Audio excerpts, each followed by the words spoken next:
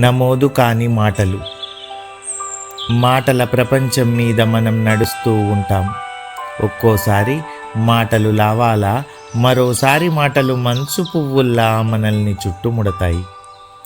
రోజులు ఉత్తాన పతనాల్ని, తృష్ణ సంవేదనల్ని తమలో దాచుకోలేవు. రోజులసలే దుఃఖితులు కావు కదా. నిన్న రేపులను అవి ఏమాత్రం లక్ష్య పెట్టక సాగిపోతాయి. జ్ఞాపక శక్తి లేని ఆ రోజులు దేనిని నమోదు చేస్తాయి చెప్పు? శిశిర వసంతాల్ని పునరావృతం చేస్తూ మరపులాంటి మత్తుమందును మనపై జల్లుతూ పోతాయంతే. ఇటొచ్చి మనమే అనంతానంత విశ్వపు ఒకానొక భూబిందువు మీద గాలిలో శుష్క సంతకాలు చేస్తూ అదృశ్యమవుతాం.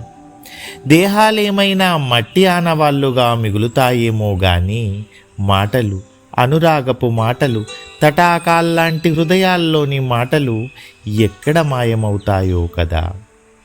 అందుకే గాలితో నడిచే ఈ తాత్కాలిక శుష్క మానవ దేహాల మీద పన్నీరు లాంటి అనుభూతి పదాల్ని చల్లుతూ పోదాం.